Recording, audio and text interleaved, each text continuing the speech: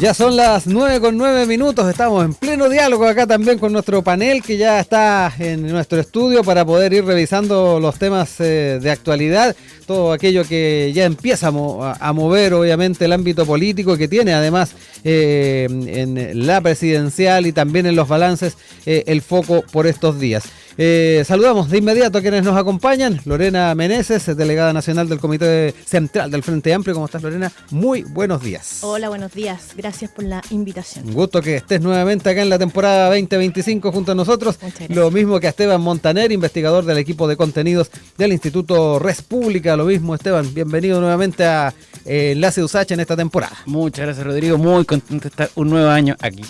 Oigan, varias cosas para empezar a conversar y bueno, fue uno de los temas que se estuvieron abordando en el programa que nos precede, Línea 1, los balances en torno al gobierno del presidente Gabriel Boric a 3 años de haber asumido. De hecho, en el Instagram de Santiago TV había una encuesta donde se estaba haciendo efectivamente esta consulta, cómo se considera o cómo se encuentra la gestión de este gobierno. Y bueno, hasta el momento hay un 57% que está insatisfecho y un 43% satisfecho. Es al menos los porcentajes que da cuenta quienes han estado votando.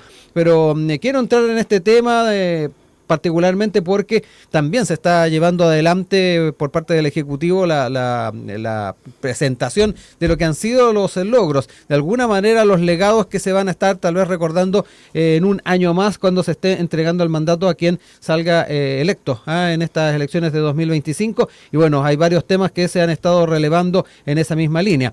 Va a haber, sin ir más lejos, una actividad que va a estar siendo encabezada por el presidente el día de hoy en la comuna de Renca, en el Parque Lovaras, donde efectivamente se van a estar relevando algunos temas. Reforma de pensiones es una de ellas que ha sido bien valorada desde la buena parte de los sectores políticos, pero hay otros elementos, lo que tiene que ver con la creación del Ministerio de Seguridad, que se implementa, recordemos, a principios del mes de abril, y además lo que tiene que ver con la reparación de la deuda histórica de los profesores, que estaba dentro de las propuestas hechas por el actual gobierno en la campaña anterior. Quiero entrar en ese tema, hacer tal vez un balance, una valoración más global antes de irnos tal vez a los detalles y a lo que ha estado también marcando la agenda del actual gobierno con algunas salidas ministeriales que conocimos el día de ayer. No queremos pasar de largo con ello. Lorena, parto contigo para que me cuentes un poquito cómo es el balance que se hace a 3 años de gobierno. Justamente hoy día cumplimos 3 años de gobierno, el 75%. Por ahí escuchaba a la ministra Aysén de hablar del 25% que falta, digamos que no es poco, sí, porque de repente uno dice, oye, ya está terminando el gobierno y no, todavía queda un año. Se habla del pato cojo también. Se habla mucho de del síndrome del pato cojo que no todo el mundo entiende, pero que en el fondo tiene que ver con este desembarco que hacen las figuras desde los gobiernos cuando van terminando, digamos, no solamente en los gobiernos, también en los municipios, en todos lados. Claro. Sucede un poco. Pero en lo concreto yo creo que hay una evaluación positiva en términos de cómo se recibe el país, en los términos económicos. Hay harta noticia que aparece diciendo de repente como hoy el país es un desastre, etcétera, pero cuando uno se va a las cifras, se va a lo concreto, en realidad no es así. La inflación se recibió en 2 dígitos, hoy día está, también tenemos hoy día... Depende con qué se compare muchas veces. Sí, yo creo que siempre las comparaciones son medio odiosas porque finalmente la coyuntura también va marcando los gobiernos y yo creo que eso ha sido una virtud de este gobierno, que si bien se ha hecho una crítica durante estos 3 años desde la oposición de la inexperiencia, de que hay gente que no sabía, y de hecho escuchábamos a la candidata Matei diciéndolo nuevamente este fin de semana, de cómo no saben qué tienen que hacer. Yo creo que hay una cuestión que es súper valorable y que tiene que ver con la flexibilidad que mostró el gobierno dependiendo de la coyuntura que se estaba viviendo también en el país y que tiene que ver con el tema en específico de seguridad, que si bien en el programa de gobierno no estaba explícitamente como una de las líneas estratégicas que se iban a desarrollar, sí se tuvo la capacidad de poder implementarlo y hoy día estamos a pocos días, digamos, a pocas semanas de que empiece a operar finalmente el Ministerio de Seguridad Pública y eso es un gran avance. No es tan fácil generar un ministerio, tiene que ver con presupuestos, también cómo se van a cambiar ciertas agendas. Y también cómo se van a mantener otras. Escuchaba también a la ministra Orellana que se levanta el proyecto para discutir la ley de aborto. Exactamente. Y eso también es una señal de que este gobierno no se ha negado a ninguna discusión. Y yo creo que eso es, desde el punto de vista político, bastante interesante, porque así como se flexibilizó la agenda y se habló de seguridad, siendo que siempre se ha tachado a la izquierda como que fuera un tema tabú, que como que no lo podemos enfrentar, se habló, se enfrentó, se tomaron medidas y hoy día vemos que existe una agenda y existe una perspectiva de futuro respecto de ese tema.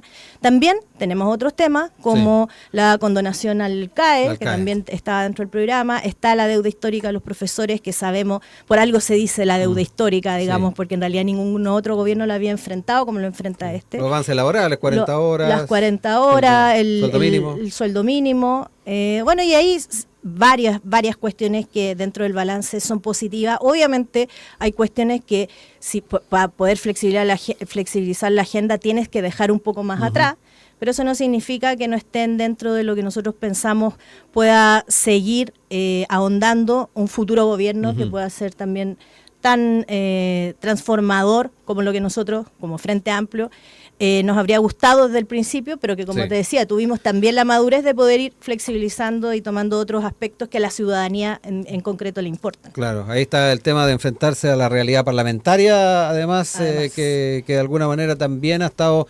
influyendo bastante en la forma en que se saca adelante algunas propuestas. Esteban, voy contigo a hacer esos balances, no sé si coincides con algunos puntos, las miradas en torno al manejo económico que han estado presentes también muchas veces desde la oposición, y de hecho la candidata Matei ha hecho mención de aquello en varias oportunidades. Sí, a ver, primera cosa, siempre el último año cualquier gobierno, o el que sea, digamos, tiene complejidades importantes, porque justamente la discusión como que se desdobla, ¿no? Sí. Las luces están en los candidatos presidenciales, en lo que va a pasar a final de año, más considerando que si uno va incluso a la elección presidencial pasada, a esta época del año, los candidatos eran otros que distintos a los que terminaron siendo, claro, ¿no? O sea, Joaquín Lavín y Daniel Jadwe. Entonces, primera cosa, probablemente va a estar todo ahí un poco enconado, ¿no? En definir quiénes son los candidatos, quiénes van a la primaria, si hay más de una primaria, digamos, ¿no? Eso también, digamos, de las complejidades que tenía este gobierno de tener una diversidad tan grande en términos ideológicos, en este momento puede ser un problema, ¿no? Está Carolina Toá, está probablemente, cuando uno mira también las encuestas, cuáles son las políticas mejor evaluadas, tienen todas que ver, o principalmente con la agenda laboral, por lo tanto uno entiende que la ministra Jara eventualmente va a tener algún rol en eso, el Partido Comunista ha dicho que quiere tener candidato, entonces, primera cosa, lo complejo que es intentar relevar una agenda y un legado, digamos, con los focos, ¿cierto?, en otra parte, ¿no? Eso como primera cosa. Como segunda cosa, me parece que no sé si responde tanto a, y ahí tengo un matiz, ¿no? Responde tanto a madurez y flexibilidad, digamos, el cambio en la agenda, o un choque con la realidad, digamos. Digamos, oye, no se puede simplemente. Eso considerando que cuando uno escuchaba, por ejemplo, el año 1 del gobierno, el año 2022, el entusiasmo con que se defendía, por ejemplo, la constitución de la convención, que el ministro Jackson en ese momento señalaba que esta era necesaria para llevar adelante un programa de gobierno, cuando aparte uno mira y analiza las normas que están en esa convención, eran radicalmente distintas a lo que tenemos hoy día. O sea, acá esto no era un avance o un cambio, digamos, en la línea de la historia constitucional del país. Yo entiendo que a muchos no les pueda no gustar la constitución del 80, obviamente, pero evidentemente lo de la convención es algo muy distinto. Entonces, ahí primero ese primer choque que los chilenos claramente, ¿cierto?, el 4 de septiembre dijeron que no estaban dispuestos a ese cambio. Y el resto también ahí y eso también, digamos, para Lorena también nos podrá comentar, digamos, de qué forma también las bases del Frente Amplio o las bases de la coalición de gobierno, el 30% que ha apoyado, digamos, en todas las encuestas sistemáticamente este gobierno, si queda o no conforme con algunas reformas que uno entendía como claves. Por ejemplo, el crédito canal del Estado. Se propone, ¿cierto?, este nuevo financiamiento de la educación superior, el FES, ¿no? Pero que es como una especie de reforma un poco descafeinada. O sea, probablemente lo que hubiesen querido las bases, yo entiendo que obviamente eso lo vamos a conversar también, ¿no? Los límites de posibilidad de lo que te permite la discusión parlamentaria. A propósito de esa condonación universal. Claro, es muy difícil llegar a eso, incluso dejando fuera, digamos, los elementos técnicos de sostenibilidad fiscal y todo eso, sino que se podía complejizar. Pero bueno, eso a la gente probablemente puede que le importe poco, y lo que importaba era, digamos, avanzar hacia una condonación universal. Otro elemento que también me parece relevante y del cual hay que hacerse cargo en el último año es este discurso que hizo mucho ruido, digamos, todo, digamos, del ex ministro Jackson, pero que tiene que ver también con este discurso de la superioridad moral, que a mí me parece que es dañino, no porque, primero, en general uno termina demostrando que la gente que está en el Estado o en el gobierno, sea uno de derecha, da lo mismo, no son ángeles, son personas, se equivocan, digamos, en Chile no se mandan cagar, entonces eso primero ensucia, complica, dificulta la relación cuando estamos entre personas, y más cuando después empiezan a aparecer escándalos de los cuales también han ido golpeando un poco esa idea, ¿no? Como es el caso Convenio, como es el caso Monsalve, que también de alguna manera son parte del legado, porque el legado es lo positivo y lo negativo de los gobiernos, y de los cuales también hay que hacerse cargo en el último año. Lorena, hablemos un poquito de lo que nos señalaba obviamente Esteban, pero quiero partir con lo que tiene que ver con enfrentarse con la realidad, que es lo que decía Esteban. Que muchos de las flexibilidades que se vieron en la coalición de gobierno tuvieron que ver con la realidad con la que se enfrentaron una vez en el Ejecutivo. ¿Cómo ves aquello? Y obviamente te dejo espacio para hacer los matices pertinentes al resto de cosas que dijo. Bueno, yo creo que una señal de madurez es precisamente no chocar contra los muros de la realidad, porque en el fondo tú puedes seguir insistiendo y chocar y matarte, digamos, pero tú tienes que tener la suficiente madurez de decir, mira, ¿sabes qué? Por este camino no se va a conseguir porque efectivamente teníamos un tema en el Parlamento, no teníamos mayoría, ustedes saben, en el Senado donde se deciden varias cosas, tenemos un senador, digamos, entonces tampoco es que tuviéramos mucha incidencia ahí. Por tanto, yo creo que lo importante es cómo nosotros pudimos levantar y de todas formas ciertos proyectos, y me voy ahí al tema del CAE, que yo creo que en el CAE el tema, además de lo que significaba entregarle una herramienta a miles de familias que están endeudadas, ustedes saben, es también entregar la señal de que este era un sistema que en el fondo, en el sistema del CAE, digamos, de este crédito aval del Estado, significaba también una desilusión para muchas familias chilenas, y yo creo que eso también era muy importante, porque a pesar de que se trató de señalar de que era una bandera ideológica del Frente Amplio, finalmente nos damos cuenta que es una realidad que golpea a muchas y miles de familias en este país, y por lo tanto dejarlo pasar habría sido también una irresponsabilidad de parte del gobierno, que podía construir ahí alguna herramienta para poder ir liberando eso. Ahí un gran trabajo hizo el ministro Cataldo, digamos, y también todos los equipos que trabajaron en aquello. Sin embargo, también creo que no es factible pensar de que nosotros estamos hoy día renunciando a lo que pueda hacerse de aquí en adelante, y por eso es que también, y ahí también comparto un poco la evaluación que hacía Esteban, es de respecto de cómo uno se desdobla de tres factores finalmente. Yo lo leo así. Una cosa es los partidos, digamos. Nosotros yo soy parte del Comité Central del Partido Frente Amplio. Otra cosa es el gobierno, que es una coalición mucho más amplia. Y otra cosa también lo que está pasando en este año electoral. Sí. Y en este año electoral también tenemos que ver cuál es la realidad y de cómo nosotros podemos influir en que el próximo gobierno sea efectivamente una continuidad del que existe hoy, y que tendrá sus formas y tendrá sus matices respecto de lo que ha sido el gobierno del Frente Amplio, pero evidentemente también es una puerta para poder seguir profundizando ciertas transformaciones.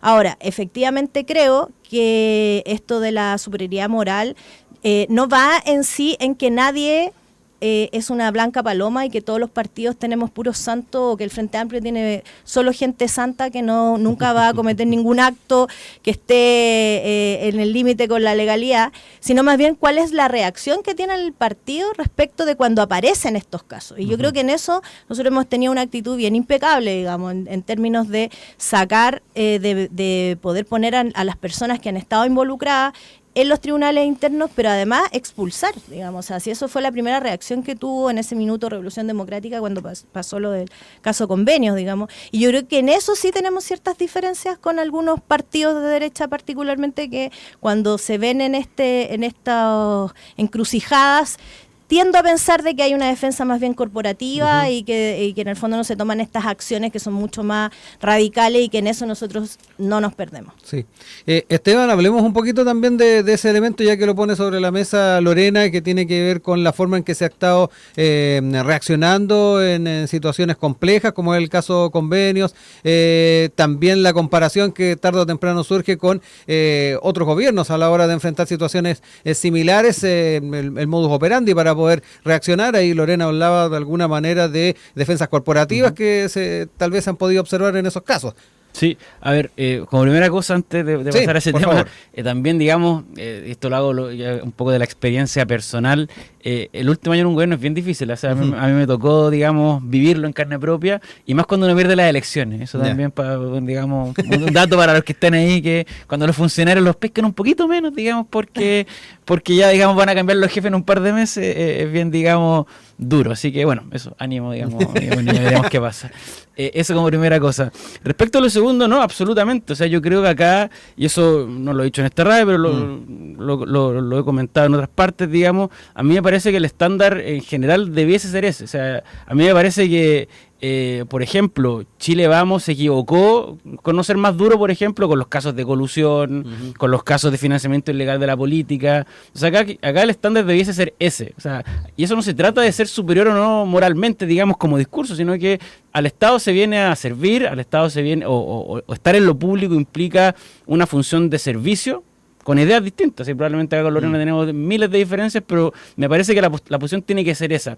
Y cuando alguien ocupa ese poder o esa posición de privilegio respecto de lo público y se equivoca, o incluso dolosamente hace algo malo para ganar un beneficio propio, tiene que sufrir todos los rigores de la ley, que eso es una cosa, digamos, es que hay delito no involucrado, y luego también, mientras esto se vaya esclareciendo, sanciones del partido. O sea, yo creo que acá los partidos, como entes que están llamados a dirigir y a encabezar gobierno, tienen que ser, dentro de lo posible, ¿no?, de lo más pulcro posible. Por lo tanto, tener ahí a alguien que está eventualmente envuelto en casos de corrupción tiene que ser al menos apartado, suspendido, digamos, mientras se esclarecen las cosas, y puede que sea inocente, bueno, se reincorporará, y si es culpable quedará fuera. O sea, eso yo creo que aquí no hay que tener dobles estándares, y también es lo que a mí me gustaría en un futuro gobierno centro-derecha, que ese fuese el estándar también, digamos. Sí. Entonces, en ese sentido ahí yo coincido con Lorena en ese punto, en que hay que ser, digamos, acá no puede haber un doble estándar, digamos, en esa discusión, me parece. Y las veces que eso ha ocurrido, me parece que ha sido un error también. Sí. En esta última parte del bloque quiero entrar también en el análisis y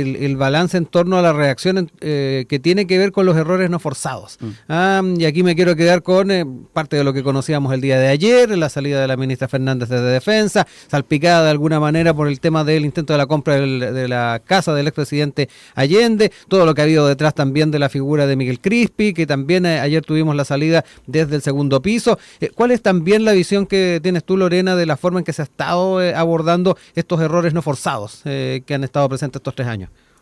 Sí, bueno, a ver, hay evidentemente errores que deben ser asumidos. Yo creo que el tema de la casa de la familia Allende, más que el error en sí de la idea, yo creo que la ejecución fue muy mala. Vamos, o sea, eso pienso. No, yo no soy abogada, pero creo que habían muchas otras formas de poder hacer lo mismo en términos de lo que se buscaba, que era finalmente proteger un patrimonio, que es un patrimonio histórico. Soy arquitecta, así que valoro la intención de que la infraestructura en este país sea protegida, digamos, y también lo que significa el hecho histórico de una casa donde vivió el expresidente Allende. Pero evidentemente esto no se llevó a cabo como se debe haber llevado, y creo que en ese sentido, desde el punto de vista de las responsabilidades, la salida de la ministra Sandoval, que fue bastante rápido, digamos, tiene que ver con esos costos políticos que el cargo lleva.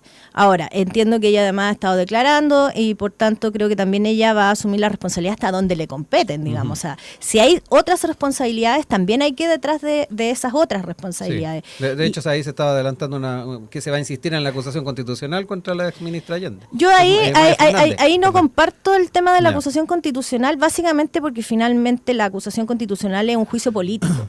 y que debiera llevar a la salida de la ministra. La ministra ya salió, por lo tanto siento que estar en en seguir insistiendo en aquello no nos va a llevar a ninguna parte, toda vez que además es una causa que está llevándose en el Ministerio Público. Por lo tanto no veo cuál es el sentido de hacer una acusación constitucional, sino más bien siento que esta cosa de llevar el apellido Allende al centro de la polémica, y eso no lo comparto para nada, digamos. Y ahora, respecto de lo que pasó con Miguel Crispi, yo valoro bastante el trabajo que él realizó, no solamente en el segundo piso, sino que también como subsecretario de Desarrollo Regional.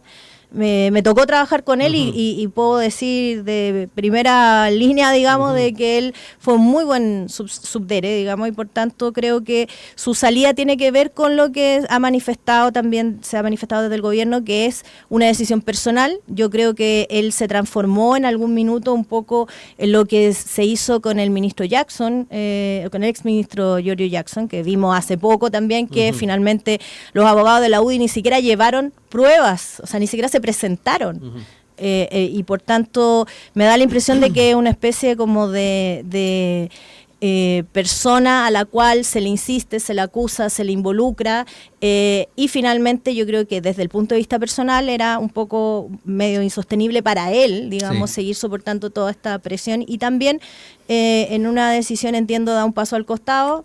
Por tanto, a mí me parece que del sentido más lógico, cuando una persona está siendo permanentemente involucrada en todas las decisiones por el cargo que ostenta finalmente. Entonces, a mí me parece que es lo correcto, y además creo que tanto la ministra del Piano como Felipe Melo, que asumió la jefe de asesor del segundo piso, ambos tienen una tremenda trayectoria y por lo tanto ambos en este año que queda de gobierno espero desarrollen una labor impecable. Sí. Esteban, ahí también varias cosas que me parece que han estado en el ojo del huracán durante este tiempo. A ver, primero lo de la casa del expresidente Salvador Allende, a mí me llama profundamente la atención, digamos, que a nadie, o aparentemente a nadie, las declaraciones han ido desvelando algunas cosas, ¿no? Que a ningún abogado ni del Ministerio de Bienes Nacionales, ni de la Moneda, ni de los asesores parlamentarios, ni siquiera, digamos, que conociera la norma expresa que está en la Constitución, se les apareciera raro que el Estado mismo le comprara una casa a dos funcionarias públicas, digamos, en este caso una senadora, y otra que dependía directamente de la Presidencia de la República, como es la ministra Fernández. Entonces eso primero, digamos, curioso. Luego, lo que se ha sabido en el último tiempo, incluso el aumento de 100 millones de pesos en el valor real del inmueble. Por lo tanto, eso ya me parece también que nuevamente ensucia esta situación. Lo otro, digamos, del punto de vista de la conservación patrimonial, a mí me parece que hay mejores formas de hacer esto, ¿no? Eso coincido con Lorena en que, en principio, si uno va incluso a experiencias comparadas, primero, no es necesario comprar una casa concretamente para, digamos, preservarla con todo lo que está. Entonces, la casa donde vive una persona, acá no estamos hablando de un inmueble histórico, de la colonia, no, una casa en la cual uno podría eventualmente pensar que sea una fundación privada la que se haga cargo. O sea, si uno mira, los norteamericanos en esto son, digamos, expertos en tener museos de cada uno de los expresidentes, pero son financiados por fundaciones privadas. Me imagino, ahí desconozco, digamos, que el Estado quizá hará aporte, y eso yo creo que pueden haber subvenciones para este tipo de cosas. En Chile yo sé que las hay, pero no que hacer esta figura circular en la cual el Estado se lo vende a una fundación. Esa fundación, por lo tanto hay una compraventa. Esa fundación luego tiene una concesión con el Estado para poder administrarla, para luego entregarla en comodato nuevamente a la familia que la vendió. Entonces la figura era enriquecerse y seguir usando el inmueble. Entonces eso me parece que justificaba, ¿no?, la salida de la ministra Allende, y al menos en mi opinión esto también debería ir al Tribunal Constitucional para que la senadora Allende dejara de ser senadora, por infringir directamente la Constitución. Eso por el lado de la casa del expresidente Salvador Allende. En el caso de Miguel Crispi, claro, o sea, aquí hay un problema que lo hablábamos. O sea, si ya los focos van a estar complejos entre intentar posicionar el legado e intentar, en el caso del oficialismo, no alargar su periodo por 4 años más, Miguel Crispi era un problema. Es decir, abrir un tercer flanco que desvía la atención de todo lo demás y darle también de alguna manera pólvora fácil, ¿no?, a la oposición para estar atacando a Miguel Crispi. Porque además, digámoslo, lamentablemente para él, está en un cargo en el cual los odios, digamos, vienen tanto desde la oposición, porque eres de alguna manera el principal asesor del presidente junto con su jefe de gabinete, pero también internamente. O sea, los jefes de segundo piso, jefes de gabinete, son también, digamos, para las cosas malas. O sea, cuando es la primera línea del presidente, o sea, están ahí los escueros. Recordémoslo también en el caso del expresidente Piñera, Cristian Larroulet. O sea, cuando algo a la gente de Chile no le gustaba, no, es que esto debe ser idea de Larroulet. Y para el frente también, diga, no, es que Larroulet es un neoliberal. Entonces, los costos de ese cargo también los está pagando, y el gobierno me imagino que también le pide la renuncia, porque se iba a generar en un año en el cual vienen debajo en las encuestas, quieren remontar eso, es un problema político, por lo tanto era insostenible que él siguiera ahí. Ya son las 9 de la mañana con 37 minutos. Estamos de regreso en nuestro panel de Enlace USACH junto a Esteban Montaner, investigador del equipo de contenidos del Instituto Res Pública, y también con Lorena Meneses, delegada nacional del Comité Central del Frente Amplio. Y ya lo habíamos estado adelantando, queremos entrar ya en el tema presidencial. Lo abordamos ahí en forma tangencial a raíz de este balance de los 3 años del gobierno del presidente Gabriel Boric, y cómo efectivamente el tratar de establecer un legado puede ir complicándose a propósito de lo que es el debate a nivel de liderazgos presidenciales o quienes quieren acceder a la moneda. Y en ese sentido va a ser bien importante este próximo fin de semana. De hecho, ahí como Frente Amplio vamos a estar ahí siguiéndolos en lo que se va a estar definiendo a propósito de aquello, los nombres que eventualmente puedan estar siendo apoyados por ese partido de gobierno. Pero por otro lado también están los elementos que pueden ir complicando la generación de coaliciones más amplias o primarias más amplias, si es que queremos decirlo de esa manera.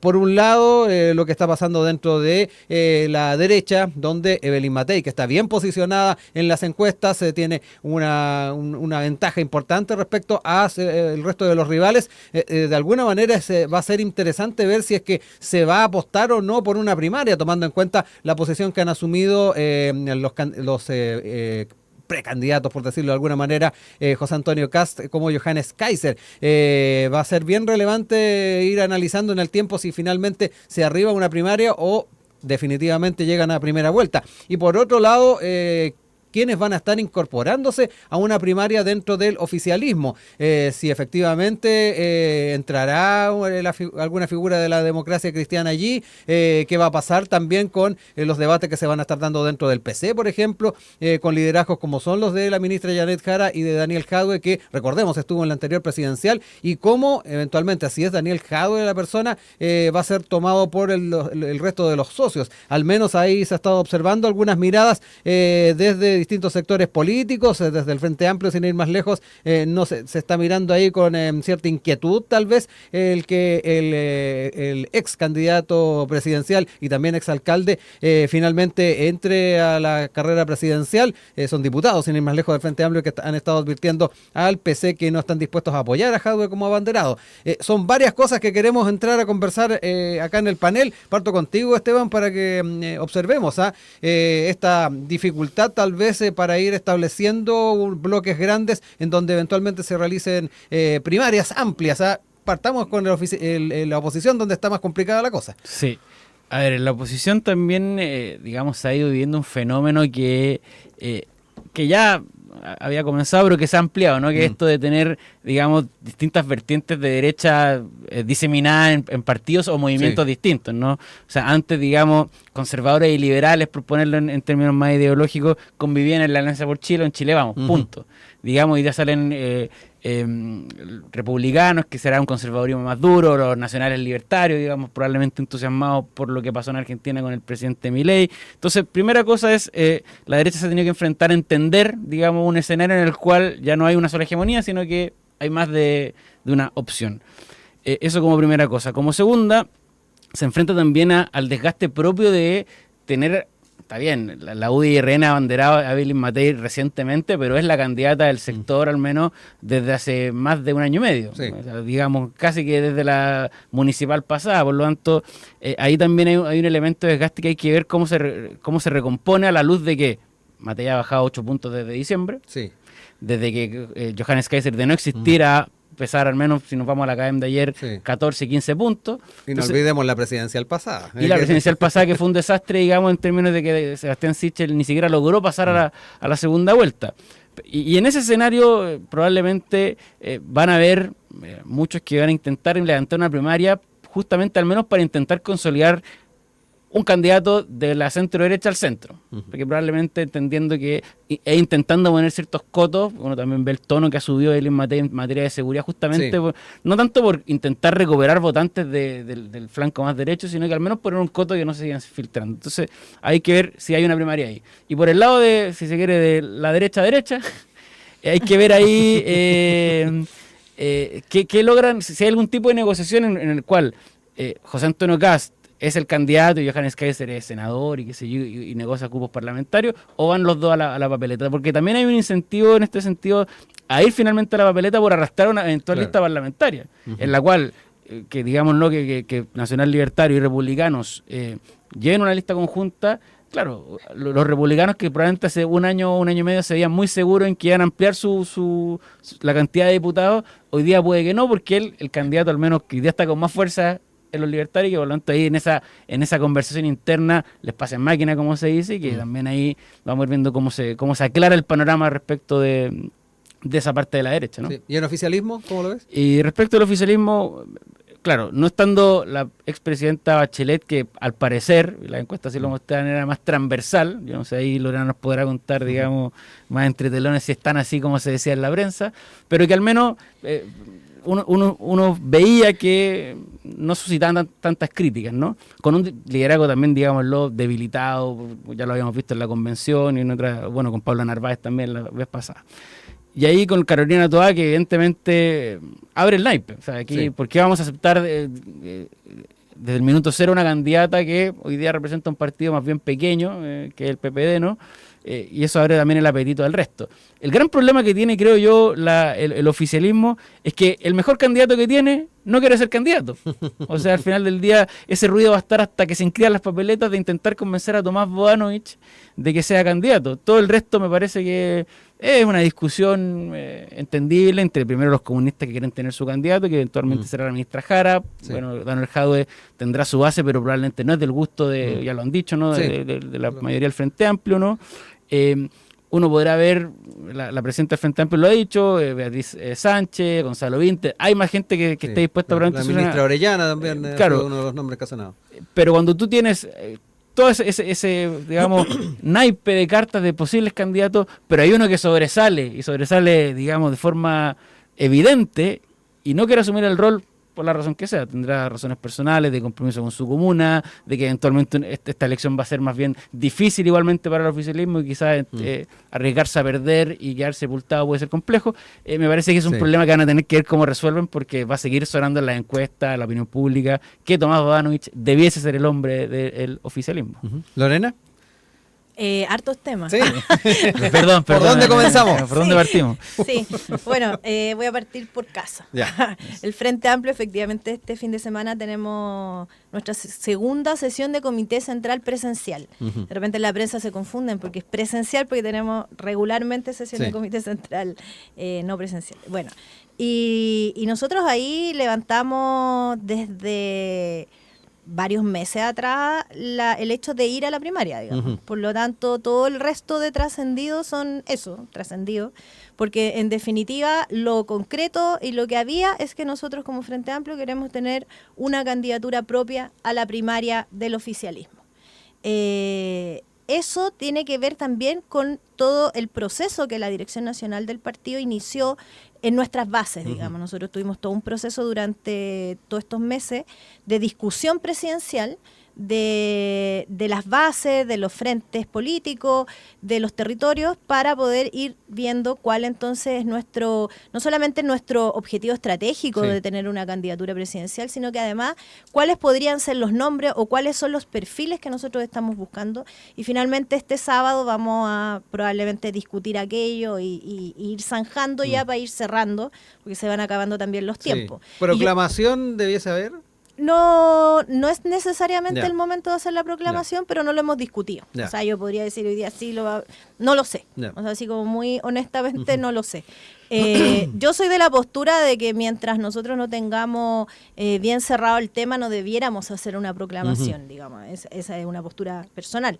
Pero como te decía, yo creo que lo que nosotros hemos hecho ha sido un proceso bien como acuicioso de poder también interpretar lo que el partido está leyendo también desde los territorios. Nosotros tenemos una lectura en la cual creemos que es necesario la reconexión con la ciudadanía y eso no solamente del Frente Amplio, sino que de la izquierda en su conjunto y también de los partidos del oficialismo. Y en eso nosotros como que hemos seguido este camino porque tal como recordábamos al principio del programa, en el año 2021 ni siquiera estaba marcando el presidente Boric en estas fechas, digamos. Por lo tanto, cualquier cosa puede pasar.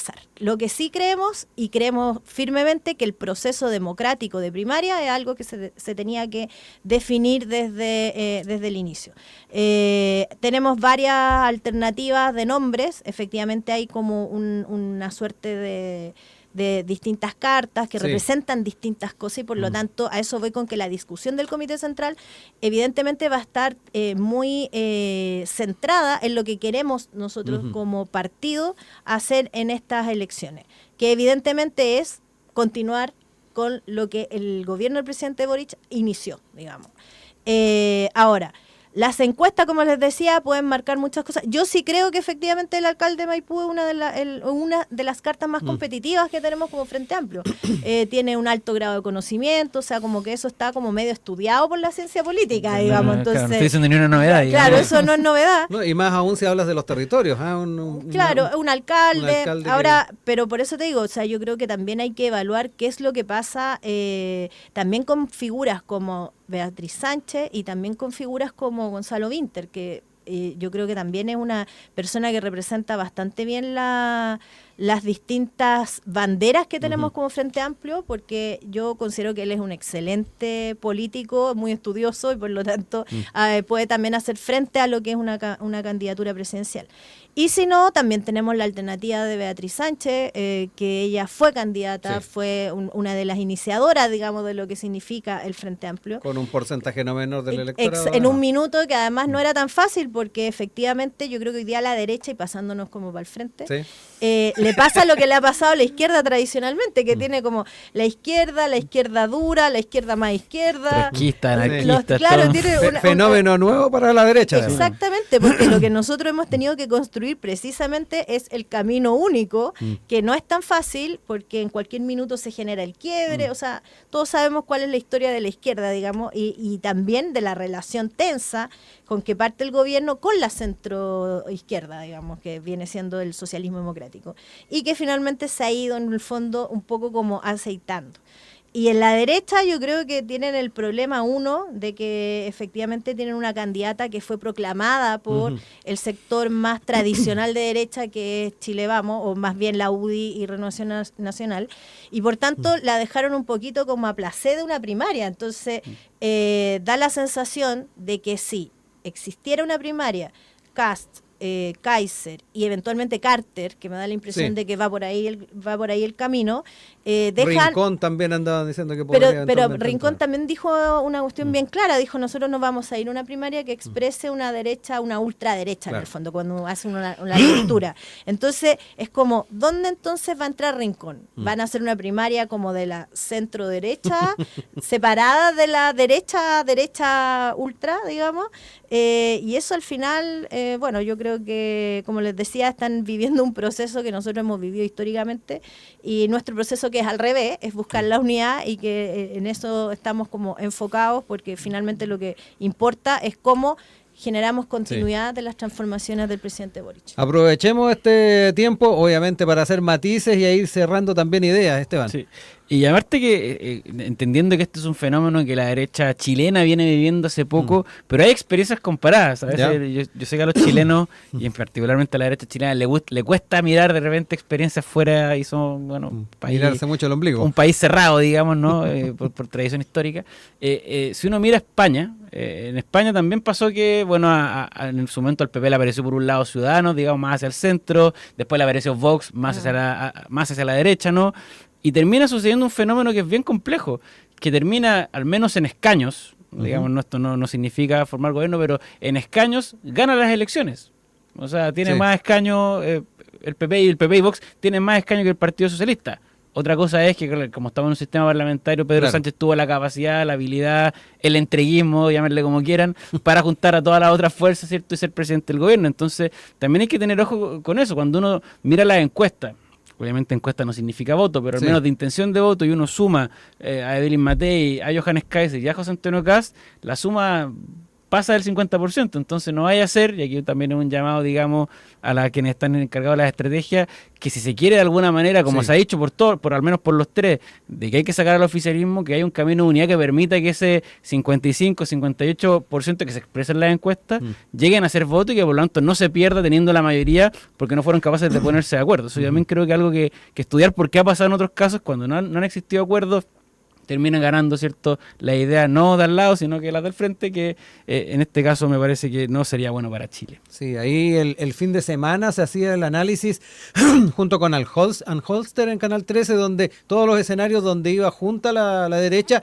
terminaba con el Parlamento, teniendo en el Parlamento mayoría, tomando en cuenta lo que fueron obviamente los datos de la última elección, que igual no sé si es tan comparable, pero de alguna manera puede generar, es la base que tenemos. Exactamente, digamos, es lo que tenemos para echar mano. Lorena, te dejo ahí la palabra, cerrando también ideas y cerrando el panel. Sí, bueno, nosotros, como les decía, estamos en este proceso. Creo que hoy día lo importante es que tanto el socialismo democrático como nosotros, como lo que es el oficialismo, tengamos la capacidad de hacer una primaria amplia, lo más amplia posible, y en eso también creo que la democracia cristiana debiera sumarse. Creo que es importante porque precisamente como en la lectura de datos da la sensación de que estamos atrás aún, y por lo tanto y que es difícil porque efectivamente hace rato que en Chile viene la alternancia, digamos, o sea, como que entra uno, sale el otro, y finalmente son periodos de 4 años que lamentablemente tampoco nos permiten avanzar en todas las transformaciones que se necesitan y en todos los cambios más profundos que la ciudadanía hoy día requiere. Entonces, con el discurso esto de que si cambiamos van a venir los cambios, la gente vota por el otro, en definitiva creo que es importante que nosotros podamos transmitir que la continuidad nos va a permitir los cambios, pero para poder generar ese escenario también hay que hacer un llamado a todos nosotros como partido, a los liderazgos, a reconectar con la ciudadanía, como les decía, a hablar de nuevo a los territorios, volver a conversar con la gente, conectar con las necesidades de Chile, y en ese sentido yo creo que es un trabajo que es largo, es difícil, pero yo creo que tenemos todas las ganas y la intención, y desde el oficialismo creo que es el lugar que Chile va a ser mejor para Chile en la próxima elección. No solamente para el gobierno, sino para la elección parlamentaria que también se viene. No me queda más que agradecerles, Esteban Montaner, Lorena Meneses, quienes nos acompañaron en el panel del día de hoy. Muchas gracias y nos estamos reencontrando en futuras conversaciones acá mismo en este estudio. Muchas gracias.